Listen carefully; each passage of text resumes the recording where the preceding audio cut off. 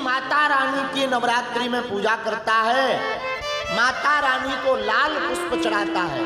और लाल पुष्प चढ़ाने से क्या होता? सर्व मंगल मांगल्ये, आहा, सर्व मंगल करने वाली मंगला देवी, सर्व मंगला देवी उस जातक की, साधक की, बेटा के ऊपर ऐसी कृपा कर देती है कि उसका अमंगल हट जाता है और चारों दिशाओं में मंगल ही मंगल हो जाता है। तो अगर तुम भी मंगल चाहते हो तो नवरात्रि में एक हाथ में लाल पुष्प लिया करो, तो मंत्र बोला करो, ओम ऐं ह्रीं क्लीं चामुंडाई बिच्चे ओम ऐं ह्रीं क्लीं चामुंडाई बिच्चे ओम ऐं ह्रीं क्लीं चामुंडाई बिच्चे। इस मंत्र को यथाशक्ति बोल करके जो भी लाल पुष्प भगवती देवी को चढ़ाता है उसका अमंगल का नाश हो जाता है और चारों दिशाओं में मंगल मंगल छाने लगता। वाणी में मंगल, घर में मंगल, मंगल काज में मंगल, व्यापार में मंगल, अशांति में भी शांति हो जाती है। और माई बाप जो भी भगवती की उपासना इस प्रकार से करता है उसकी पूरी जिंदगी मंगल मंगलमय ही गुजर जाती है। राम जी की उपासना करने वालों का भी यही हाल है, हनुमान जी को मानने वालों का भी यही हाल है, अम्बा जी की उपासना करने वालों को भी यही हाल है। तो तीसरा नाम है क्या? सर्वमंगला। अब चौथा नाम सुनो, शिवा।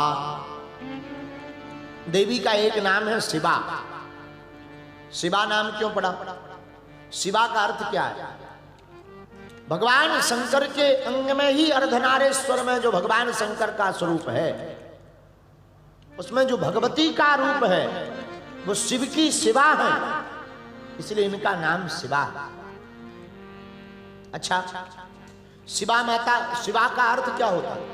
माई बाप, शिवा का अर्थ होता है कल्याण स्वरूपा, जिसके पास जाते ही कल्याण हो जाए, अकल्याण हट जाए, जीवन में अशांति हट जाए, जीवन में भक्ति का प्रादुर्भाव हो जाए। और कल्याण क्या है? कल्याण का मतलब ये नहीं है, कुछ महात्मा लोग आशीर्वाद देते, जाओ तुम्हारा कल्याण हो, गुरुजी आशीर्वाद देते, जाओ तुम्हारा कल्याण हो। तो कल्याण का मतलब क्या? एक आदमी को हमने कहा जाओ तुम्हारा कल्याण, बोले महाराज भस्म करना चाहते हो क्या? हमने कहा भाई भस्म करने को कल्याण नहीं कहते, कल्याण का मतलब है तुम जो भी करो वह भगवान के निमित्त हो जावे और जीते जी ही तुम्हें भगवान के दर्शन हो जावे। तुम जो करो वो परमात्मा का।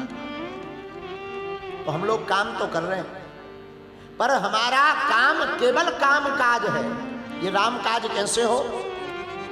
काम काज भगवान का काज तब बनेगा जब हम कल्याण करने वाली कल्याणी माता का दर्शन करेंगे, कल्याणी की पूजा करेंगे और सब काम भगवती कल्याणी को ध्यान में रख करके करेंगे, तभी हमारा कल्याण होगा।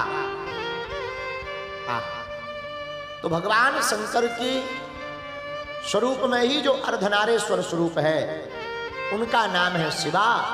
और शिवा का अर्थ होता कल्याणकारी स्वरूपा, और कल्याण स्वरूपा शिव प्रिया की जो उपासना साधक भक्त करता है उसका गृहस्थ जीवन भी ठीक हो जाता है और उसके घर पर कभी भी गृहस्थ जीवन में क्लेश नहीं होता है। और कुंडली का कैसा भी दोष हो वो दोष मिट जाता है।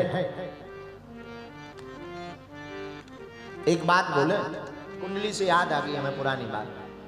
पिछली कथा में हम बोल रहे थे बाबा 3 चीजें बड़ी खतरनाक होती हैं। कुंडली में शनि, दिमाग में मनी और मूर्ख से दुश्मनी। क्या क्या? कुंडली में शनि, दिमाग में मनी और मूर्ख से दुश्मनी। ये 3 हो जाए पे बड़ा खतरा है। इन तीनों से बचने का एक ही उपाय है, कुंडली में शनि बैठ जाए, दिमाग में मनी बैठ जाए, मूर्ख से दुश्मनी हो जाए, मौन होकर के भगवान का नाम जप करना प्रारंभ कर देना चाहिए। तभी कल्याण होगा। बोलो सीताराम।